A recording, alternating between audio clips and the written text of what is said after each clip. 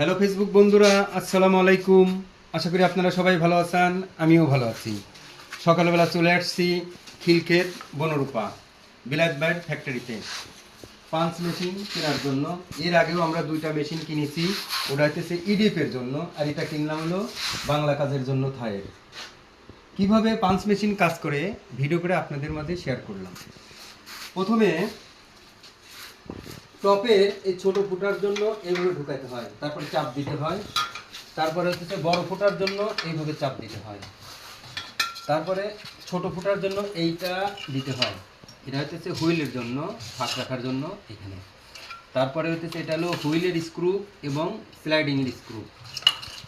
অনেক সুন্দর লাগলো মেশিনটা দেখে, আমার কাছে অনেক ভালো লাগছে। আশা করি ইন্টারলক আবার কান কাটার জন্য এইখানে দিতে হয়, এই দেখেন এইভাবে দিতে হয়, এইভাবে দিয়ে কান কাটতে হয়। এইভাবে দেখেন কত সুন্দরভাবে চাপ দিল পরে কান কাটে গেল ইন্টারলকের। যাই হোক, মেশিনটা আমার কাছে অনেক ভালো লাগছে। থায়ের কাজের জন্য যদি আপনাদের মেশিন লাগে, বিলাত ভাইয়ের সাথে যোগাযোগ করবেন। খিলক্ষেত বনরূপা। আর ওইটা দিয়ে কাজ করলে কি কি সুবিধা পাওয়া যাবে একটু বলেন।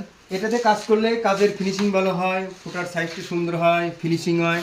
যে দেখেন কত সুন্দর ফিনিশিং হয়েছে, কোয়ালিটি ভালো থাকে, থায়ের দাগ পড়ে না, স্মুথভাবে সুন্দর হয়, কাজও অনেক দূর লাগে। তারপর আমরা যখন গ্রাম অঞ্চলে কাজ করি অনেক সময় বিদ্যুতের ডিস্টার্ব দেয়, হ্যাঁ, বিদ্যুতের সুবিধা, কারেন্টের প্রবলেম, ফুটা করা যায় না মেশিন দিয়ে, ড্রিল দিয়ে। আর এটাতে কারেন্ট লাগবে না, কোনো কিছু লাগবে না, খালি চাপ দিয়ে দিয়ে সুন্দরভাবে ফুটা করবে। যে কোনো ভাবে আমরা যে কোনো ভাবে তাকায় আমরা সুন্দরভাবে কাজ করতে পারি। পাঁচ কোনো যাই মেশিনটা দেখে অনেক ভালো লাগলো। আশা করি আপনাদের কাছে অনেক ভালো লাগছে। ভিডিওটা ভালো লাগলে সাপোর্ট করবেন, পাশে থাকবেন, লাইক কমেন্ট করবেন, শেয়ারে জানাবেন কমেন্টে কীরকম হয়েছে মেশিনটা। সবাই ভালো থাকবেন, সুস্থ থাকবেন। আর মেশিন নিতে চাইলে বিলাত ভাইয়ের সাথে যোগাযোগ করবেন। আপনারা একটু হ্যান্ডশেক করেন। আল্লাহ হাফিজ।